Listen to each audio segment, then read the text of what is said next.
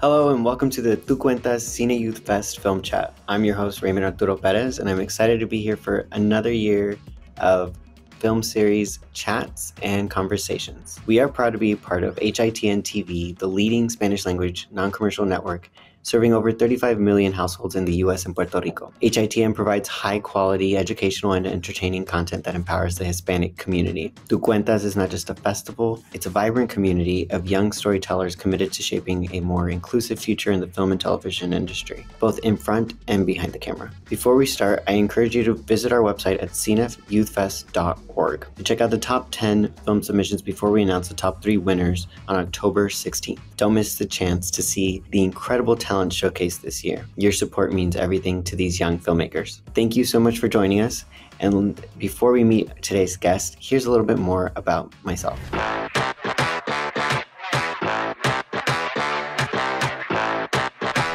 Raymond Arturo Perez describes himself as a Mexican-American brown nerd from San Antonio, Texas.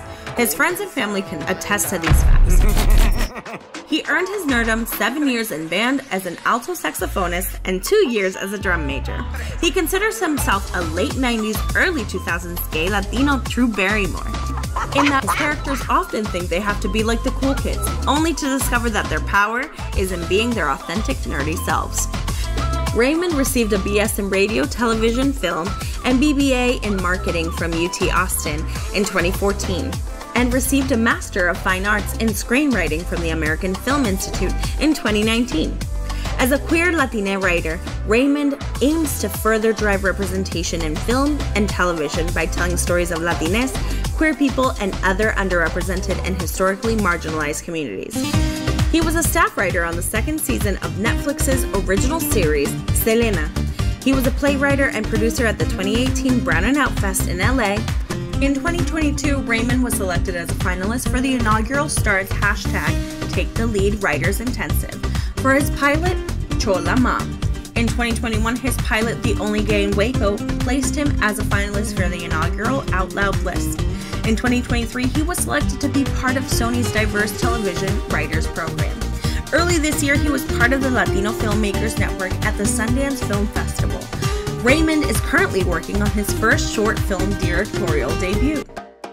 When he isn't writing at his table, he can be found on the dance floor, dancing to Brazilian funk, cumbia, merengue, and bachata in that order. I'm super excited to be here, and now that you know a little bit more about me, I'm excited to bring our first guest, Liza Monet Morales.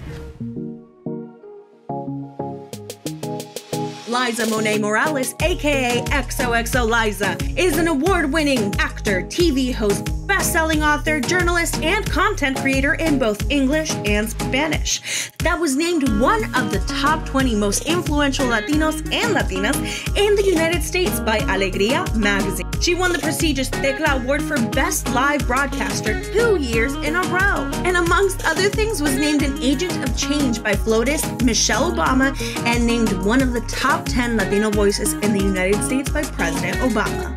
Liza is a passionate community activist and a proud Latina from Los Angeles who was raised by her single mother and abuelita after her parents divorced. She is a first-generation college graduate. Liza attended Harvard University and Middlebury College, where she graduated from a bachelor's degree in political science and a double minor in economics and Japanese. She also earned a postgraduate journalism certificate from UCLA. A natural-born connector, nothing brings Liza greater pleasure than championing on the efforts of other entrepreneurs and being a resource to colleagues and mentor to the next generation. She was a captain during last year's Hollywood strikes, and she now sits on 10 SAG-AFTRA committees on both a local and national level. She just wrapped up a film. In addition to casting, she also served as a producer on the film.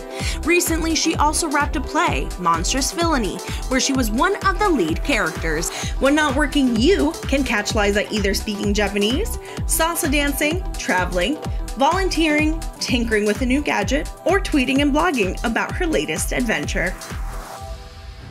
Good morning, Liza. Hi, everyone. Hi, good morning. My gosh, what an awesome recap. I'm like, wow, it's so crazy. Even watching yours, Raymond, I was like, oh my goodness, we're so cool. But it's so inspiring to see Because I just want to say this because I think for everyone watching, it's so easy to get caught up in what we're doing and climbing that next mountain and not really looking back on what we've done. So I'm so excited to see our next guest, but I really, truly appreciated seeing yours. And I got teary-eyed seeing my abuelita in mine. No, I feel the exact same way. It's always a pleasure hanging out with you. It's exciting to have you here in this conversation. It's amazing to see all that you've done. Well, without further ado, I also want to bring in our next guest, Carmen Gloria Perez. Let's get a little look into what she's done.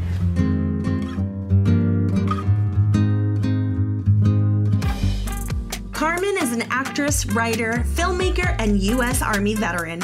She has acted in over 50 films and series, including Netflix's A Storm for Christmas and Young Royals. As a filmmaker, she has made short films and music videos and is now an AI artisan, involved in an artificial intelligence tools for filmmaking. Recently, she premiered her first AI short film called The Trial, which has been featured in several international film festivals and won Best Animation at Cinetec Future Fest and Best Produced Short Script at the AI International Film Festival. In the past, as a musician, she had 2 songs in the Billboard Dance Chart and has released Latin jazz music as well. With her messages and stories, she wants to empower kids and adults alike, exploring what our futures may look like, equality, the nature of our realities, while also reminding us that we have more power than we believe. She speaks English, Spanish, Norwegian, and some Swedish. She dedicates her life to inspiring, motivating, and empowering kids to dream beyond their current circumstances. One of the driving forces behind her passion is the fact that she didn't have kids in this lifetime, making her mission to uplift the younger generation all the more meaningful. Coming from poverty, family on welfare, she always dreamt of more. Independent since she was 17 years old when she joined the U.S. Army active duty to earn her education, she has always worked hard for her big dreams. She says she still dreams. Also, she makes one heck of a great apple pie.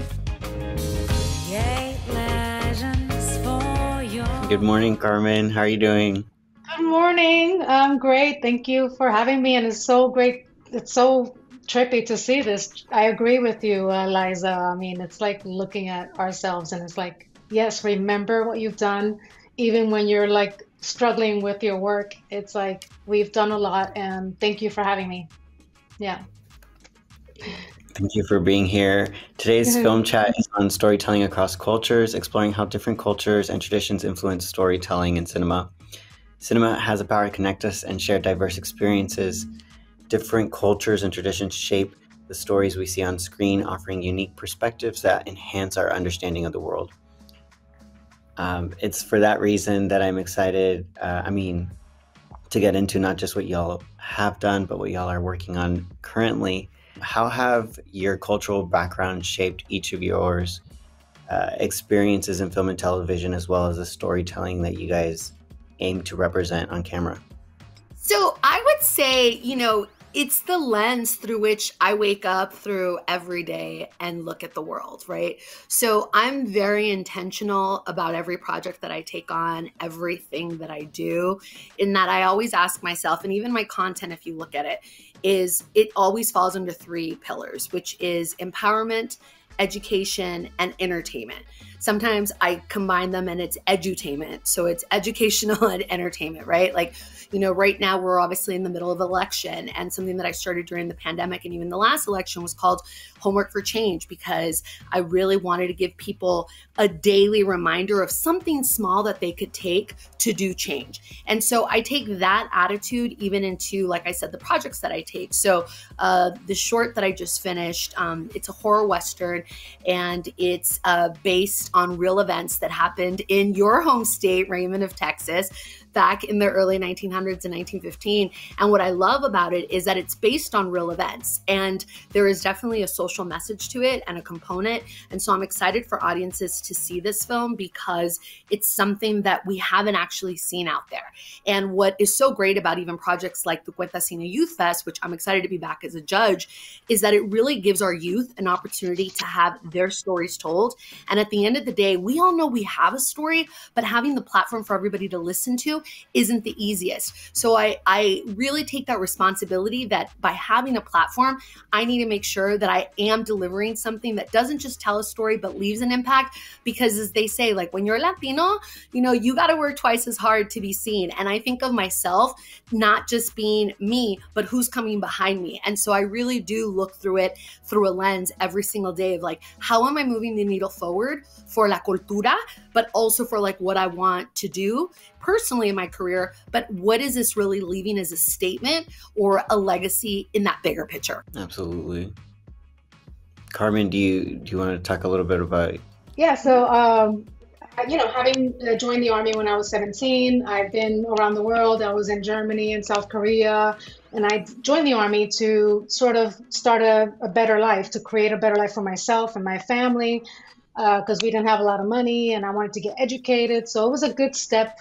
And the good thing was that I got to travel the world and sort of get to know other cultures and connect on and just know how to be around other people. And I think I bring that to everything that I do. I'm living in Norway now, and I still bring myself and my Latinaness to all the characters, you know. So it's empowering, I think, to be able to have a voice and do it anywhere in the world.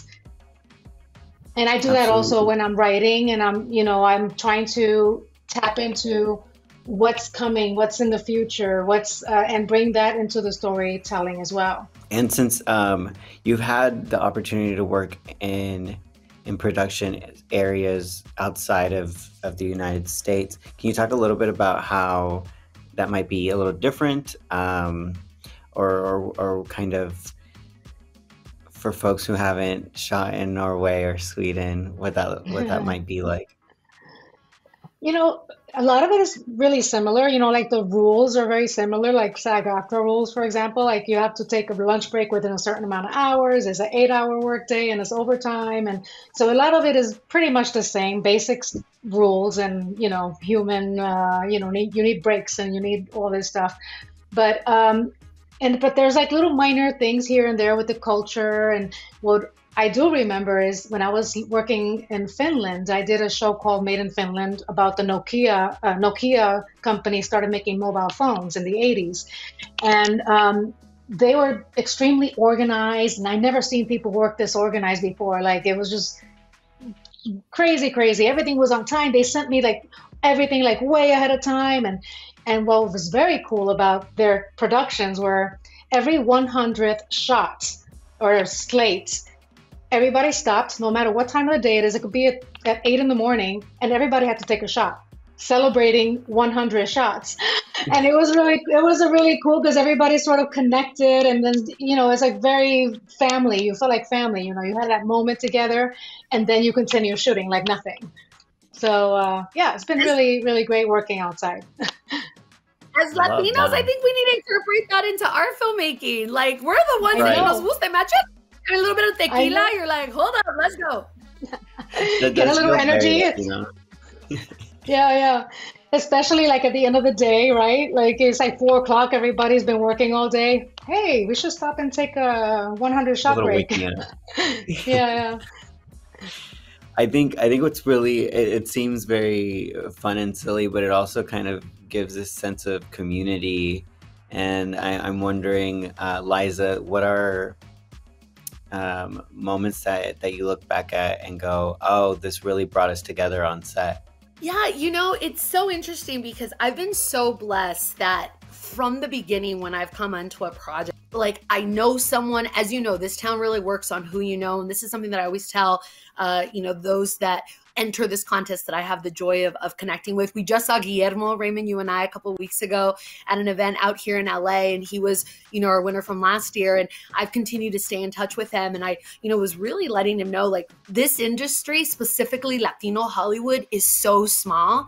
You really want to make sure that you're not just being kind to everybody because it's the right thing to do. And I know how your parents raised you, but also because it really is going to be the person you work with with, the person you bump into, and really creating that sense of comunidad offset, I think really connects, is the connective tissue on set. And so I've been really blessed that, you know, I've gone to work with people that I've admired, that I've wanted to work with, or that I've been friends with, you know, and when I've come into an environment where I haven't known someone, I really just come in with this attitude of service. And I think when people see that, I've always been told after, like, you were the sweetest thing. And I'm like, oh, no, like, it's how it blows my mind that being like the most basic thing that you're supposed to be, a well-behaved human, is sometimes, and you know this, Raymond, even on the sets you've been in, right, is looked at as like, oh my God, like that's the most amazing thing. And so I remember that because I've had the experience where people were not so kind to me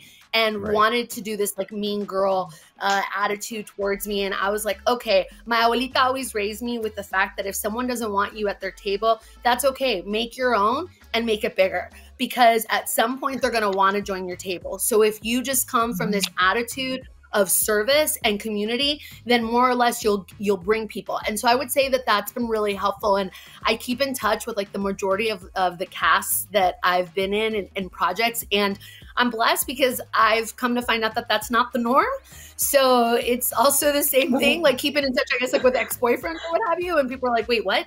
I'm like, yeah, but you know, it's just like friendly. Like I'm still cheering you on, you know, like, let's go. So I think really just coming from this place of you're not, you know, we know how competitive this field is, but when you don't take yourself seriously, take the work seriously, but not yourself, and really come from this place of abundance, you'll continue to be blessed, even in the midst of a strike, even in the midst of, you know, what we're all going through right now, layoffs and production being slowed down. As much as we can, as what they're saying here in town, survive till 25, right? Keeping this positive attitude of what do we have to do to get there, that is planting seeds for what comes after. It really will reward us. And like I said, that's the connective tissue that when you are on set will bring joy, because people don't just want people that can do the work. They want people that they can hang out with in between takes, to do those shots with, to do those things, right? And so for me, that's really how you create comunidad. I love that. Liza is the co-author of Latina Leadership Through Empowerment. Liza, how do you believe storytelling in film can empower young Latinas and other marginalized groups to share their narratives? I love this question. I had such a joy writing the book, and one of the things I talk about is the Classy Chingona system for success. So I was raised to be a classy chingona.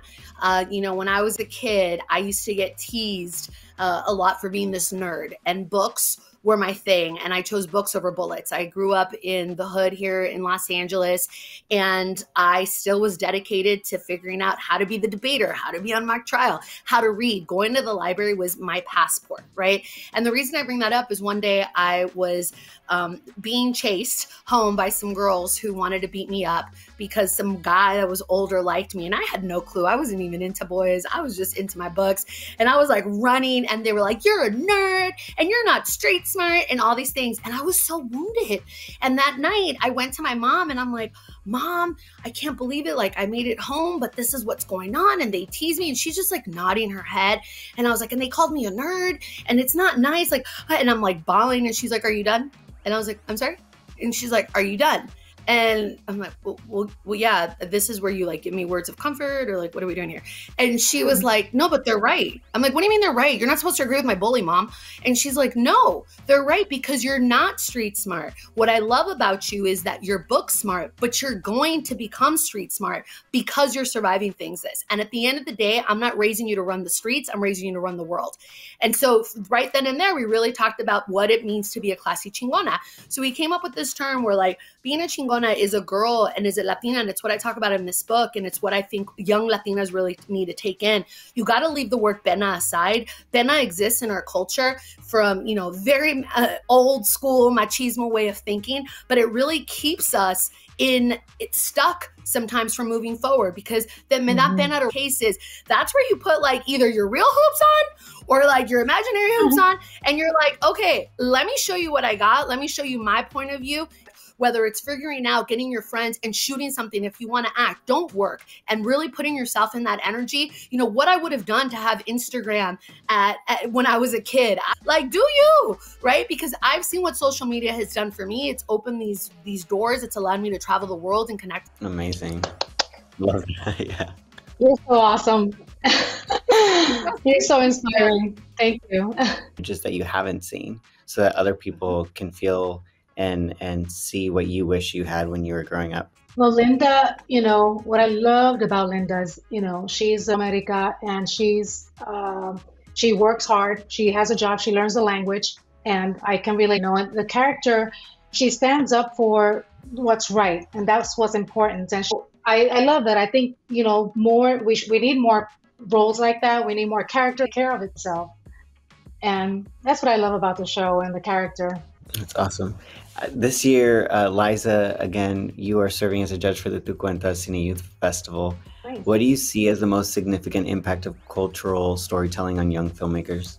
So a story that's not being created to manufacture a feeling, but a story that's really coming from there. In particular is that you can do it in Spanish, right? You can add subtitles as long with them or what have you, because really, where was I going to show it, right? And for submissions for Tu Cuentas Cine Youth Fest, I get any youth. I do a lot of speaking at schools. I actually just spoke at Chingona Community Day, which was great. I was there literally like, hey, did you all get your submissions in? And they're like, oh yeah, we saw it.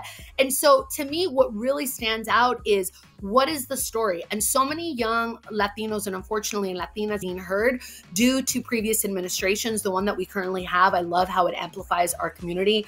But prior to that, I want to know, it's not silly. Just like we tell kids, no, or even adults, right, that there is no such thing as a stupid question. I think we need to really empower them and say that there is no story not worth telling. Because when you really get to the root of that, and it's past the likes and it's past whatever, man, they're powerful. And like the amount of times I teared up last year, I was like, oh my God, this is so great. And I'm sure you agree, Raymond, like I wish we could have more than one grand prize winner because they're so good. They're so good. And I am excited to see, this year's winner, this year's submissions were amazing as well. And I think just like in years past, it's going to be tough to pick the one, but I really hope that everyone knows that just by simply submitting, that was already a win because you gave yourself permission to think and believe outside of your head and actually create something. And the creating is the first step into actualizing where you want to go in this business. Definitely. That's right. I think if there's one thing that that this film festival really shows is that for our young filmmakers participating in this film festival, there are so many great, passionate, exciting stories. And I'm frequently thinking about the crop of films that we had last year, and just how special it is, kind of what you said earlier, to see something that's not trying to hit a mark, but just trying to share a story that rings true to them. And for our grand prize last year, to see it and be like, oh, I know for my own reasons why I'm connecting to this story, and it feels so real, authentic, and honest. So definitely also excited to see which film gets selected as a grand prize this year. Carmen, you recently have had a short film making its rounds, and I was curious to see if you could share a little bit about how artificial intelligence has influenced your storytelling, and also how it kind of bridges your culture into your filmmaking as well. Oh, okay. I know AI is very controversial right now, so I just want to clarify that I'm an actor, and I absolutely believe that actors we have to be paid fairly, and they cannot use our, image without our permission and all that voice and everything. What I used AI for is I haven't gone to film school, and this is just also like what you're saying, Liza, too, and both of you. AI is more of a tool to find out what your voice is. So I'm learning film school on my own through AI because, I'm just experimenting with the images and what kind of cameras do I like. You can go on these sites, like for example, I go on one of these AI tools and I ask I want to see like this scene with a certain type of camera angle, and I want to use this camera. And I've been kind of studying what kind of cameras are out there and what kind of lens, everything. And you can do that with AI. And you can do it for very little money or no money. And you just test out things to see what you want your film to look like. So I think as a young filmmaker, it's a great tool to learn what your voice is and what you want your films to look like. And if you put your heart and soul into it, it's gonna be even better, you know? So when I did the trial, it was just an experiment. It was my first real experiment. And it was actually AI being judged as a human. So it's actually AI goes to court and is being judged as a human. And then in the end, you know, pretty much it says we can't get to a verdict because until 6 years from now, because we really don't know what AI is going to do. You know, and I'm just playing around with this idea because it's so controversial right now. So I was just exploring, and I believe that, you know, as young filmmakers, like you said, like there's so many tools now. You have YouTube and you have all these videos. You can learn so much online. I wish I had that when I was young. I'm doing it now. I'm like a kid. I'm like online, like just learning everything and anything because I want to be a filmmaker too. And so I'm exploring, and I think it's a great tool to explore. And I think you should try it. And, you know, I don't think it's something that you should, you know, I don't think that it's going to replace human touch. I don't think humans are going to be replaced as actors. I don't think, you know, maybe in 100 years, but, you know, I think this is more of a tool to find your voice. And I think it's great. Liza, is there anything you'd like to add? Have you had any experience with AI in storytelling? Yeah. I mean, I'm the opposite. You know, I just came back earlier this year. I was in Sacramento advocating for legislation to put guardrails around AI to further protect the actors. You know, as was mentioned in my intro, I was a strike captain last year, and I serve on over 10 committees now this year. And one of the things we're really focusing on is that crossroad, right? I think that there's a lot for AI that we can use for good, but I think we do need some sort of guardrail, and it can't just be within our contracts where loopholes are possible. We need legislation, you know, and it's not just our industry, it's seeing how it's affecting all industries. IATSE, which is the people that move all of our sets and they do all the things behind the scenes. They were also in Sacramento when we were there because they want to do AI trucks that's going to do the moving, and that would take away all their jobs. And so it is something to think of, specifically because Black and brown communities are the ones that are first to be hit when it comes to these things in terms of AI with those entry-level jobs. As it is, this industry is so tough to get into when you don't know someone. Sometimes the best way to get in is an internship. And if AI is even taking these intro internships or being used where now the camera person or a DP isn't needed because they can just click it in on a platform like that, and that provides that camera angle, it's a really tough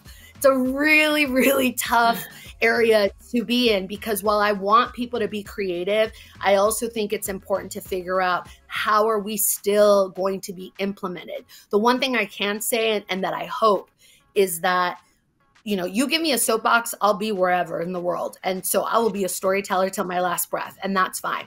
But what I do think and what I believe in audiences is that they still want a human connection. So what brings me joy out of your film is that, you know, you didn't get to a conclusion because you didn't know what was going to happen, and you did need that human element. And that's one thing that AI, as of now, isn't able to do, right? That they don't have that connection in terms of bringing human emotion. So I don't think people necessarily want to see AI manipulated stuff, because it goes back to what we were talking about earlier, when it's not something that's a direct story that has connective tissue. Like AI does not know trauma, you know, so like we know trauma. So that's where I'm at. However, I do think it's important for everybody, to young filmmakers especially, to keep an eye on what's going on legislatively in this country. You know, all eyes are on California to see where legislation lands on there, and that's where we'll then see where the federal government joins in. But yeah, AI is here to stay, and so we just have to figure out how to play nice with it and then move from there so that creativity can continue to flourish in a way that is not damaging to this industry. Absolutely. Yeah. I totally agree with you, Liza. I mean, I totally agree with you. It's just, you know, everything is nerve-wracking in a way when there's a new technology, right? You know, so it's like the photography was like that, you know, they thought it was going to replace art. And, you know, when TV was introduced, they thought it was going to affect theater. And, you know, so it is, I know AI is completely whole nother ball game, and it's completely different. So I totally agree with you on many levels.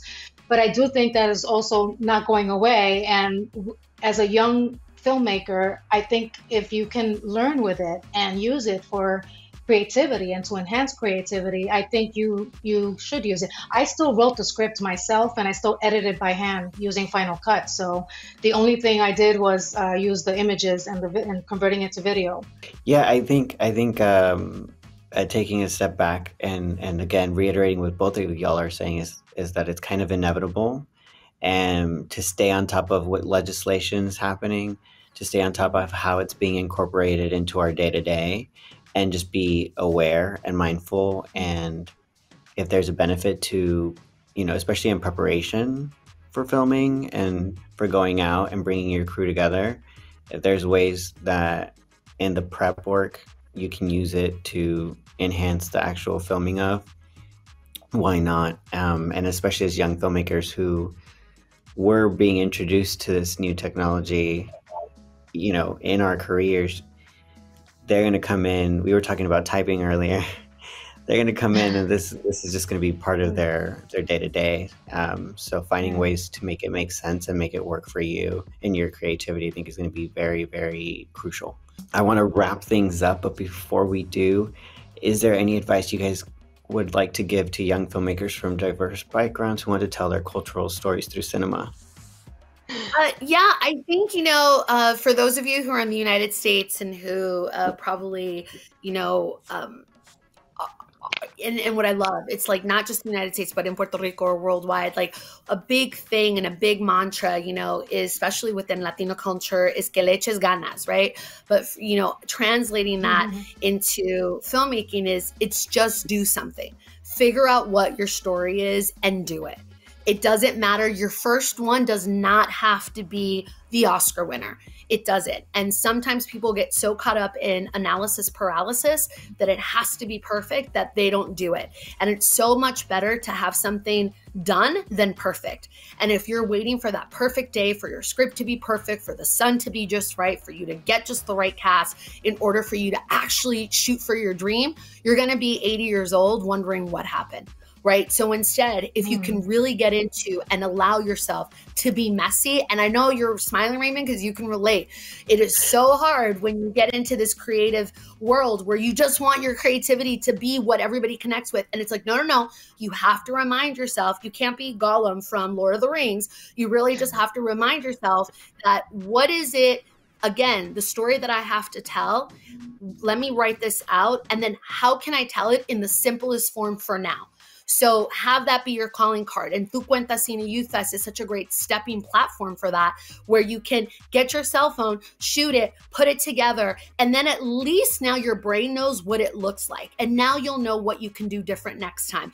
And who knows, it wins. But even if it doesn't win, again, as I said earlier, it's the fact that you did it that matters. And now that's your calling card to then now tell someone the next time, hey, I want to do a project. Here's what I did before. Now here's how I can see it better. Will you come on board? And then it's like little by little, that's how you build it. That's how Steven Spielberg did it. That's how, when you're talking about, doing your own film school, that's how Quentin Tarantino did it. He was, using it and going out there and just creating. So it's like the first one, don't expect it to be genius. If it does, great, but don't go in with that expectation. Just go in with the thought of, I got to create, I'm here, here's my story. And then you just rinse and repeat. And little by little, by putting in those hours, you're gonna get to something, not only finding out who you are, but also what is actually touching the cultural, electricity cord, if you will, that makes an impact. To add to that, I agree 100% with what you're saying. And to add to that, you have all these tools now. You have the internet that I didn't have and we didn't have a lot, when we were little. And you have so many tools online to learn. And the thing is practicing. If you want to be a writer, write every day, even if it's a little paragraph. Because I think the more you do it, the better you get. And it's just everything, like camera, like use your phone. Now you have a phone you can record with. And just test things out. And what is it, focus here. Oh, put the focus over here, put the light here. And just experiment with everything. And I think stay on top of technology, because AI, whether it's AI or whatever it is, stay on top of it, because it is the future. Technology is never going away. And whatever's coming, you should just be informed. Read as much as you can about it, learn as much as you can about it. just to know, be informed and know, and just keep going for it. Just go for your dreams and write your heart out, you know? Thank you again, both of you, for y'all's time today. For those watching, thank you for being here with us. I want to go ahead and thank our sponsors, and I am excited to see y'all tune in tomorrow. Thank you. Bye. Bye.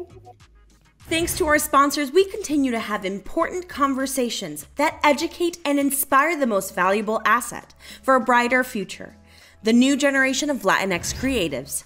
Visit cineyouthfest.org to find out more, because tú cuentas. Powered by HITN.